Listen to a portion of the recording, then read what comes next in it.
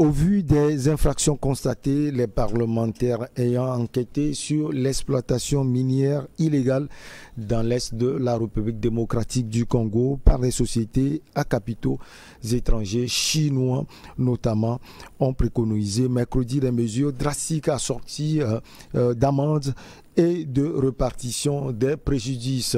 Cette décision a été prise à l'Assemblée nationale. Constant Lemou, finalement, on peut dire que c'est une bonne décision. Est-ce que cette décision n'est pas finalement une décision politique, hein? Parce que la République démocratique du Congo, on la connaît, quand on prend une décision, surtout actuellement à l'Assemblée nationale, au niveau du Sénat, on dit que c'est le président Félix Antoine Tshisekedi qui prend des décisions pour aller à l'encontre de tel ou tel groupe. C'est parce que la honte ne tue pas les politiques africains, que ce soit les politiques de l'opposition ou bien les politiques au pouvoir. Comment peut-on imaginer que des parlementaires qui ne sont pas des gens moindres que le président de la République lui-même, c'est lorsqu'il y a les résultats des enquêtes qu'il réagit par rapport à l'exploitation anarchique des ressources du pays. Et par qui? Par des sociétés étrangères. Est-ce à dire qu'après 50 ans ou 60 ans d'indépendance, les pays africains n'ont pas encore les compétences nécessaires pour organiser l'exploitation des ressources des pays africains? C'est une honte qui ne tue pas les politiques. Alors ne me demandez pas quel malheur cette décision a. Comment les étrangers sont arrivés en RDC pour exploiter les ressources illégalement, surtout. C'est eux qui ont autorisé, qui ont permis les entrées, les installations et c'est eux qui ont élaboré le code minier exploité par les intérêts étrangers, les multinationales qui viennent s'installer pour exploiter. Vous avez pu suivre aussi la vidéo d'Alain Foucault, qui a fait le tour d'une zone où les Chinois se sont allègrement installés et ils exploitent à grande échelle l'or. De l'esclavage même. Et les autorités congolaises ne sont pas au courant de ce qui se passe sur le sol congolais. C'est grave. Mais alors, vous allez me demander quelle est la portée de la décision des parlementaires? C'est de l'irresponsabilité. Et ce n'est pas seulement au Congo, c'est partout en Afrique. C'est partout. Quand vous faites le tour des zones d'exploitation minière, vous allez vous rendre compte que les autorités africaines elles-mêmes ne savent même pas quelle quantité on exploite par jour, par mois, ou qu'est-ce que ça rapporte réellement. Ils ne savent pas. Nos dirigeants ne savent pas. C'est un drame. C'est un drame pour l'Afrique tout entière. Le Sud Kivu, c'est l'une des provinces les plus riches. Parmi elle vient en 5e ou 6e position. Parmi les provinces les plus riches des 26 provinces de la RDC. Il y a tout. Il y a tout. Et tout est exploité par des firmes étrangères avec du saupoudrage aux autorités. Même le président Tshisekedi a eu le courage de dire ce qui devrait revenir au pays rentre dans les poches des intermédiaires congolais par qui ces exploitants étrangers sont rentrés au pays et se sont installés. C'est bien dommage. Ça veut dire que l'Africain ou les politiques africains, les dirigeants africains n'ont pas encore pris la mesure de leurs responsabilités. Oui, Horizon Covid. Alors, non pas seulement c'est dommage, et puis ça pose la question de la projection. Alors, une question simple. Qu'est-ce qui fait la carte de nos potentialités minières? Qui fait la carte de nos potentialités minières? C'est pas nous. L'expertise ne vient pas de nous, c'est même pas nous qui faisons les prospections. On fait des prospections, et puis on nous annonce qu'on a trouvé. Comme je pense c'est le pétrole ivoirien, à un moment on dit l'État aura quoi, 1% ou je sais plus. Voilà, on nous annonce. Ensuite, lorsqu'il y a quelque chose de très vicieux au niveau des États africains et qui perdure, qui continue, c'est le fait de ne pas développer des expertises locales et d'être simplement à une strate où on ne reçoit que des taxes. Donc, c'est-à-dire, on va prendre une société qui va faire une prospection, qui va découvrir de la richesse, qui va l'exploiter avec sa propre expertise, avec sa propre organisation. Et l'État, lui, ne se situe qu'au niveau du prélèvement des taxes. La société prend, elle conditionne et elle envoie chez elle. La Guinée est un des premiers producteurs de bauxite. Il n'y a pas d'usine d'aluminium. Donc, du coup, on exploite la richesse première, la matière première. Et en réalité, même nous, les États, on n'est même pas au courant de ce que l'on peut en faire. C'est-à-dire que même, par exemple, en Afrique de l'Ouest, on a cultivé du cacao pendant des années. Ouais. On a introduit cette plante-là. Et ce n'est que récemment qu'on arrive à avoir une expertise de ce qu'on peut en faire. Donc, je vous montre un peu l'ironie de la situation. Des États qui sont à l'extérieur, qui ne peuvent pas cultiver le cacao chez eux, exportent la culture du cacao dans d'autres États. Et maintenant, c'est eux qui sont capables de vous dire la qualité du cacao. S'il est bon ou mauvais, son poids, c'est lui qui décide du prix, de la balance, de quand il faut l'acheter, de quand il ne faut pas l'acheter, et même qui sait ce qu'on peut en faire. C'est lui qui a l'expertise de la diversité du produit. C'est lui qui est capable de revenir, dire par exemple à ceux qui cultivent le cacao, même s'ils font du chocolat, ton chocolat n'est pas bon, il n'est pas de bonne qualité, mais c'est toi qui cultives le cacao. Et quand vous allez au Congo, c'est la même chose. Vous avez tout un ensemble de produits miniers sur lesquels toute la planète s'arc-boute, parce que maintenant on parle d'écologie, voitures électriques, ainsi de suite et tout ça. Et à aucun moment au Congo, il y a l'expertise nécessaire pour faire le plan des mines du pays, pour extraire cela, pour conditionner cela, pour produire et faire des produits dérivés. Il n'y en a pas. On fait sortir les matières premières et tout le monde sur le chaînon de la productivité, les locaux perçoivent des taxes. On fait du racket en fait. Donc la société fait son bénéfice et file des bacs chiches. Et ce qui est malheureux, c'est que tout le monde le sait. Tout le monde le sait. C'est-à-dire, quand on parle de matières premières d'Afrique, on ne pense que matières premières. Les Chinois, Constant l'a dit tout à l'heure, les Chinois dont on se plaint, mais ils ont été invités par quelqu'un, ils ont signé des contrats avec quelqu'un, c'est quelqu'un qui leur a donné le territoire, la permission d'exploiter, et Alain Foka dit dans son intervention qu'il existe de l'esclavage au sens premier du terme, parce que on dit un Congolais a volé une pépite ou a volé un gramme de minéraux, on l'enchaîne et on le fouette, on le malmène, on lui fait des sévices. Et tout cela, pendant que l'on dit que nos États sont indépendants et qu'ils sont censés garantir, si vous voulez, l'épanouissement des populations. C'est impossible. Est-ce que a volé une pépite d'or congolais et il se fait on l'enchaîne. L'enchaîne le Congolais pour avoir pris une pépite d'or congolais. C'est ça le drame. C'est ça le drame. On se demande si Kérékou n'avait pas raison de dire que les intellectuels africains se comportent exactement comme des mercenaires. Oui, dans leur pays. Ils sont au service des intérêts qui ne profitent jamais à leur pays. Ça pose le problème de nationalisme. Alors, le sens du nationalisme, du patriotisme. Ça pose, en tout cas. Eric Johnson, et là, on sait que la République démocratique du Congo, c'est un territoire, on ne peut plus vaste, mais quand ces cas arrivent là, on se demande si... Maurice Donkovier l'a dit, l'exemple par exemple. L'exemple des Chinois en RDC. Oui, est-ce que c'est possible? Ce n'est pas l'absence de l'État dans ces zones? Non. Il faut remonter un peu l'histoire.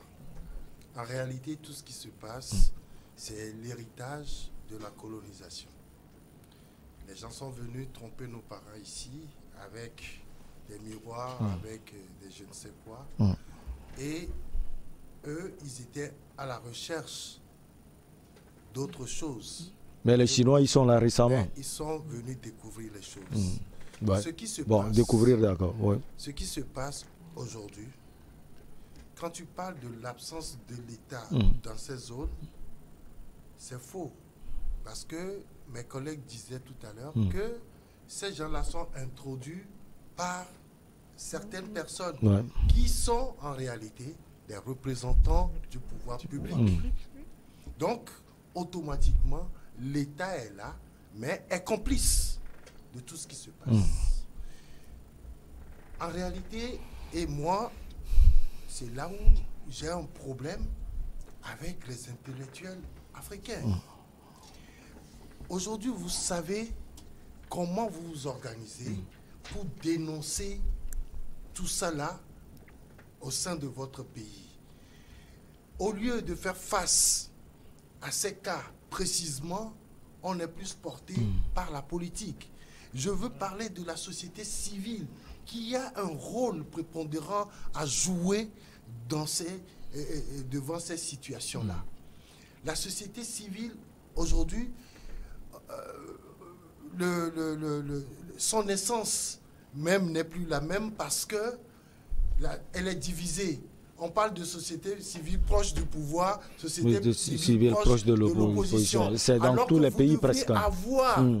Ça existe. Ça existe. Moi, je peux te donner 2 exemples connus mondialement. Wangari Maathai, son premier plaidoyer, c'est les arbres. C'est le reboisement. Elle quitte la problématique du reboisement et tombe en politique. C'est la politique.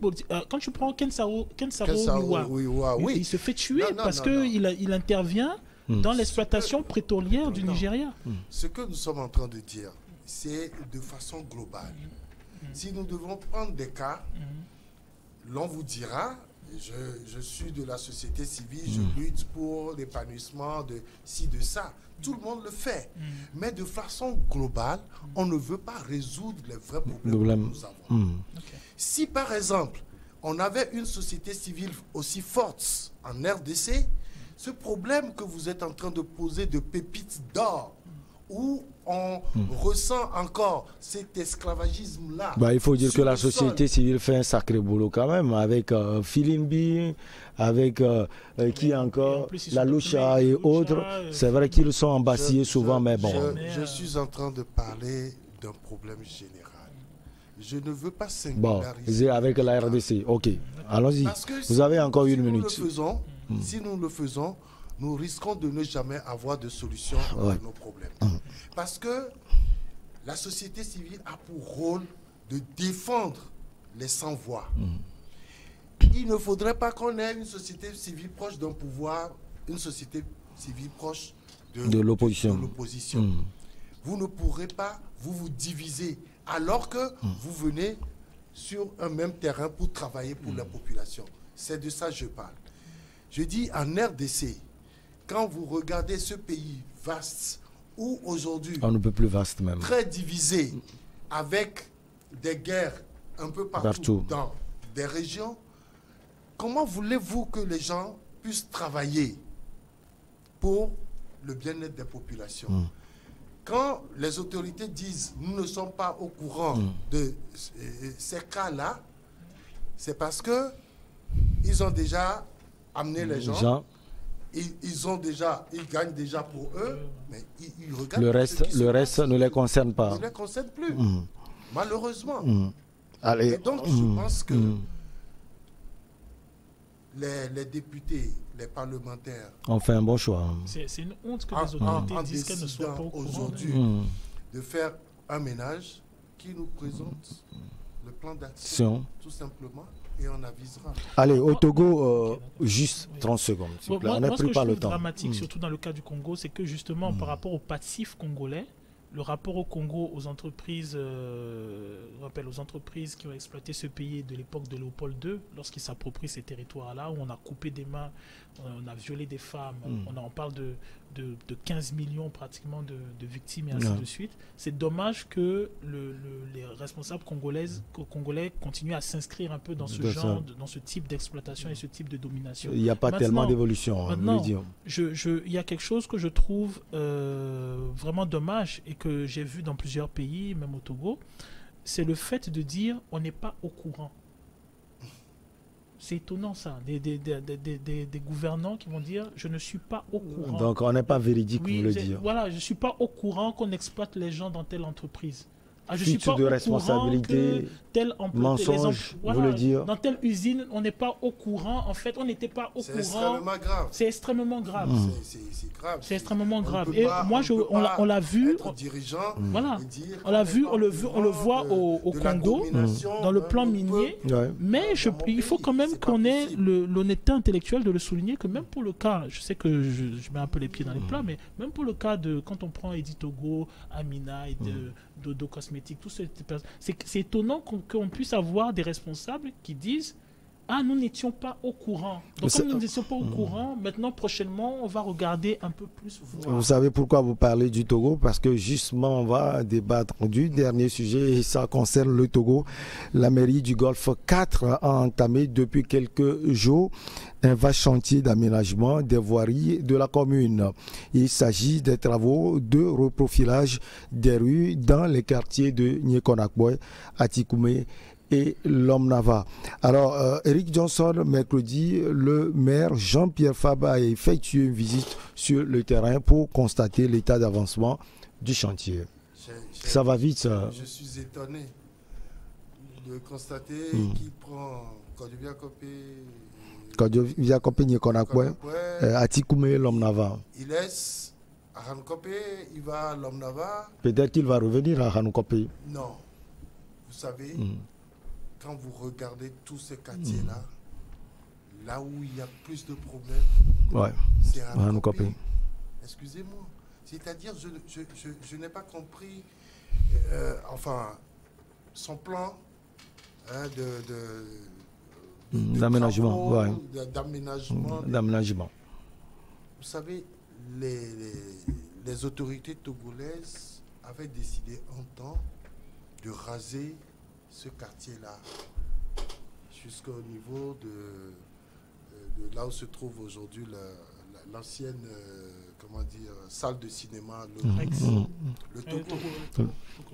Aujourd'hui, il y a Olympia. Olympia cité.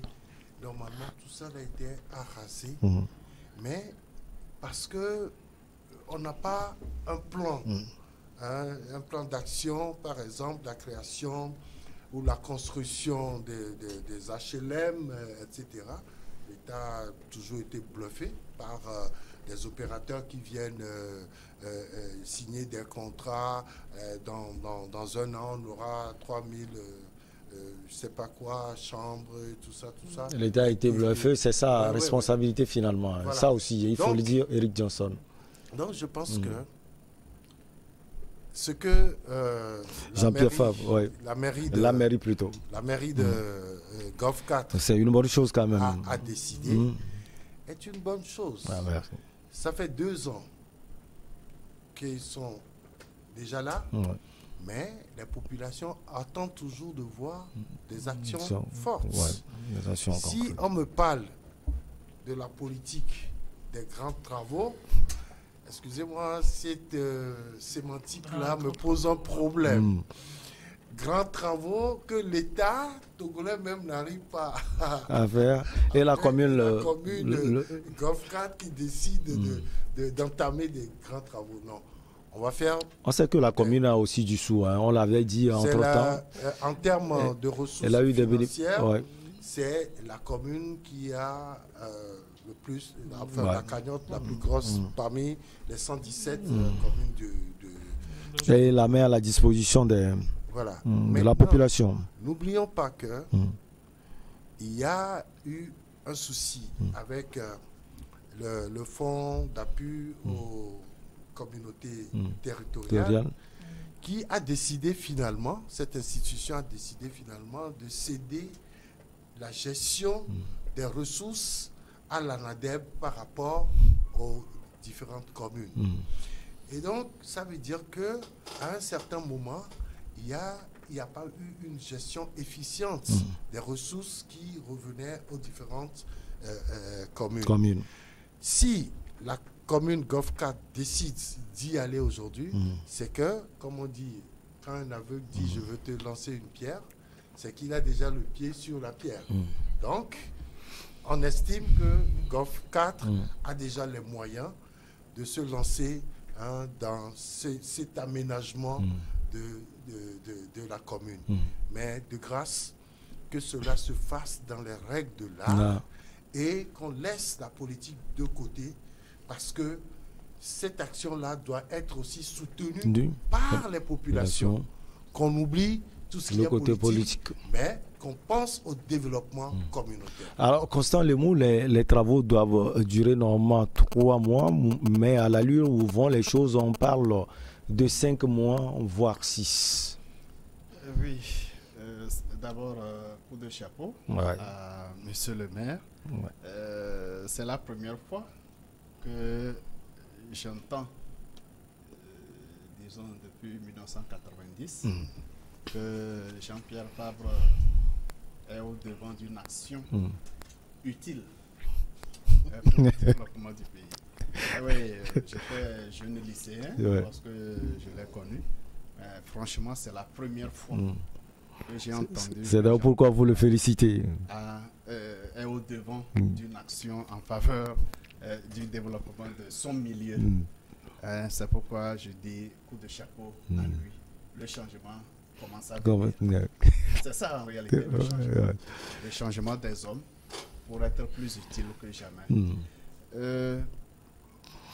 La mairie Golfe 4 est une mairie qui a de gros problèmes de salubrité. Parce que c'est une zone basse où l'inondation est régulière chaque fois qu'il pleut. Il est vraiment important de faire de ces travaux de voirie et autres. Maintenant, les zones choisies dans la mairie, je ne sais pas si par hasard, Anokopé qui est laissé au résultat des élections du 30 juin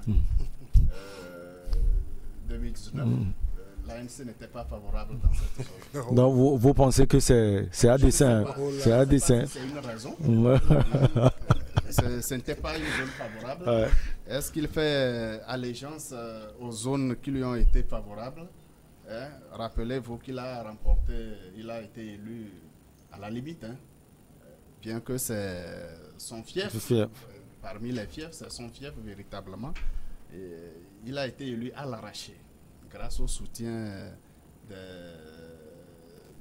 des conseillers qui ne sont pas de l'ANC. Alors, si aujourd'hui, il a commencé à travailler, je le comprends. À un moment donné, il faut se réaliser de son parcours, faire le bilan. Et le bilan qu'il a fait, je pense qu'il a tiré la bonne leçon. Pour les intentions présidentialistes, il est convaincu que c'est classé. Et qui peut inspirer d'autres hommes. C'est classé, mais il peut être encore maire, c'est possible. Il faut qu'il mette en place des stratégies. Des stratégies. 2 ans ont passé après son élection. Et 3e année, il commence les travaux qui ne finiront pas sûrement avant les élections prochaines. Alors, je pense que c'est un bon calcul pour que la population continue de lui faire confiance et qu'il continue d'être maire de Golfe 4. C'est assez intéressant comme calcul. Bien, mais au résultat, c'est l'ensemble de la population qui sera bénéficiaire. Et c'est ce qui est plus important. La zone a vraiment besoin de grands travaux. Entre griffes, a besoin de grands travaux. Je veux dire des travaux d'assainissement. Parce que quand il pleut, vous passez dans la zone, franchement. J'imagine comment les habitants de cette mairie, surtout la zone Nikonakwe, la zone Anokopé, je me demande comment ces populations arrivent à se sentir à l'aise dans cette zone. C'est difficile. C'est très très difficile pour ceux qui connaissent la zone, savent de quoi je parle. Lorsque vous prenez le CG Nikonakwe, la zone qu'on appelle communément Boka, jusqu'au boulevard circulaire, en revenant vers Anokopé, comme nous l'avons dit, ce sont des zones très difficiles. Et pourtant, les ressources ne manquent pas. C'est la commune la plus riche. Plusieurs milliards par an. Je sais que l'exécution budgétaire a connu plusieurs fois des problèmes parce que la sincérité a manqué à l'élaboration du budget. Elle n'était pas au rendez-vous. A beaucoup manqué parce que à l'exécution, on s'est rendu compte que plusieurs dizaines voire des centaines de millions, n'avaient pas été prises en compte dans l'élaboration du budget. Et pourtant, les ressources n'étaient pas... on ne pouvait pas cacher ces ressources-là. Alors, s'ils ont pris 2 ans pour s'installer et pour permettre d'exécuter quelques travaux avant les prochaines échéances, c'est bien. Mais souvenez-vous également que pendant les 2 ans, ça a permis quand même au maire et à son parti politique de se retaper une nouvelle vie, faire des rencontres. On a remis en selle les organisations politiques régionales. Et ça, c'est de la bonne guerre. C'est de la bonne guerre. Alors, Constant Lebot, oui. Alors, moi, vous terminez. Alors, je suis... bon, j'ai du mal avec la syntaxe, les grands travaux. Je pense à Tokbato, qui est une lagune exploitable, transformable en parc. Je pense à l'espace qu'il y a entre Tokbato et Canal Olympia, l'espace Bonquet, tout cet espace qui peut être un parc, comme Central Park aux États-Unis, comme le parc Montsouris en France ou ainsi de suite. Je pense à la lagune de Baie et tout cet espace-là qui peut être viabilisé et rapporter énormément de sous parce que Lomé est aussi une capitale culturelle. La lagune de Baie, tu rentres dans une autre commune. Ah ok, d'accord. Mais par exemple, Tokbato, espace Bonquet et ainsi de suite, mais c'est un espace qu'on peut parfaitement viabiliser. La petite colline qui monte en accédant au niveau de CHU, Tocoin, tout ça, on peut correctement viabiliser cela. Le Lomé pittoresque, c'est-à-dire le Lomé historique, mais on doit le reviabiliser. Les maisons d'époque. Quand par exemple, vous allez dans les quartiers comme Ahanoukopé, vous allez dans des quartiers comme Nikonakwe, on a des maisons d'époque. La construction architecturale de Lomé est stratifiée. Vous avez, à chaque fois, c'est une partie, je ne sais pas si elle est togolaise, mais à chaque époque, vous avez un type de maison. Parce que, si vous voulez, entre Togolais, lorsqu'on voit que c'est joli, on copie. Donc, les maisons des années 60, vous les voyez. Les maisons des années 40, vous les voyez. Les maisons des années 80, 90, vous les voyez. Tout cela participe à la construction de Lomé. Le carrefour commercial qui est la frontière d'Aflao, qui n'est pas aménagée et organisée. Il y a tout cela. La salubrité quand on parle de Palm Beach, en allant jusqu'à Onomo, tout cela organisé. Le marché même en lui-même, comment est-ce qu'on le développe? Comment on l'organise? Tout ce qui est monumental. Je vais donner même des exemples. Lorsqu'on prend par exemple, lorsqu'il y a eu le sommet maritime à l'époque, et ainsi de suite, moi ce qui m'avait choqué, c'était quoi? C'est qu'on fait le sommet maritime, on badigeonne la face inférieure de la mairie et de l'EPP qui juste et qui est en fait le siège de la direction, je pense, du cours primaire ou un truc comme ça, ainsi de suite. C'est le cours primaire. Et ce bâtiment-là, il n'est pas rénové. Il n'est pas restructuré. La mairie, qui est un bâtiment d'époque, au lieu de le restaurer, on a essayé de le moderniser alors que c'est un bâtiment d'époque. Vous voyez au bord de la plage, les anciens ministères, je ne sais pas si c'est le ministère du sport. Oui, c'est le ministère du sport. Tous ces bâtiments-là, à la base, sont des bâtiments coloniaux. On est censé les restaurer, on n'est pas censé les moderniser. Et maintenant, après, il faut organiser le Lomé touristique, le Lomé culturel, le Lomé, et tout ça, c'est des défis. On a tout compris. Ce sont des défis. Ouais, merci beaucoup à vous, Eric Johnson, 30 secondes. Les grands travaux pour le moment, c'est remettre à niveau. Voilà, c'est remettre à niveau. Moi, j'appelle ça une remise à niveau. Et sinon, tu sais, on parle souvent des routes, mais les gens, aujourd'hui, ils sortent de leur maison, ils tombent dans les rigoles. Oui, ils tombent dans les rigoles, oui. Et c'est ce que la mairie du Golfe 4 est en train de faire. C'est ce que la mairie veut faire pour une remise à niveau. La population à pouvoir circuler librement et à pouvoir vaquer. Mais un gros problème également, ce sont les sanitaires qui n'existent pas dans ces maisons-là. Et les gens qui mettre directement un conduit, dans vers les fossés, tout ça. Franchement, je pense que c'est tout ça là. Sinon, c'est une commune dynamique, une commune avec et comme Constant Lemou l'a dit, félicitations donc au maire Jean-Pierre Fabre. Ça a été un plaisir à toute la commune, portée par le maire. À toute la municipalité. Portée. À tous les groupes disons, politiques au sein de cette municipalité. Je suis sûr qu'il y a une dynamique de ce que je peux appeler opposition au sein de cette et si on commune. J'ai suivi un peu pendant les élections, un peu après les élections. Quand on voit ces projets-là, je pense que ces projets, quand vous prenez ce qui constitue aujourd'hui l'opposition au sein de cette ce conseil municipal, ce projet de réhabilitation de cette zone est un aspect très fort des projets de société de l'opposition contenus dans ce conseil. Vivement qu'il y ait vraiment une compréhension, une gestion collective, une vision. Et qu'on pense à nous copier. Allez. Et qu'on pense maintenant à nous copier. Merci.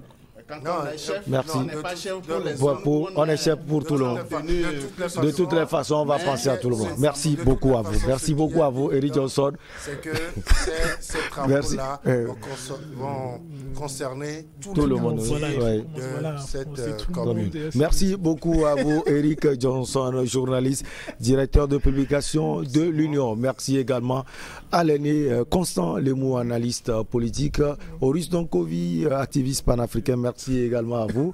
On dit merci également à nos chers amis toujours câblés du Cap au Caire, d'Addis Abeba à Dakar. Merci à vous pour les messages. On se retrouve donc la prochaine fois, toujours avec le même plaisir. Nos pensées à Dimas Dikodo. On pense toujours à vous. À très bientôt.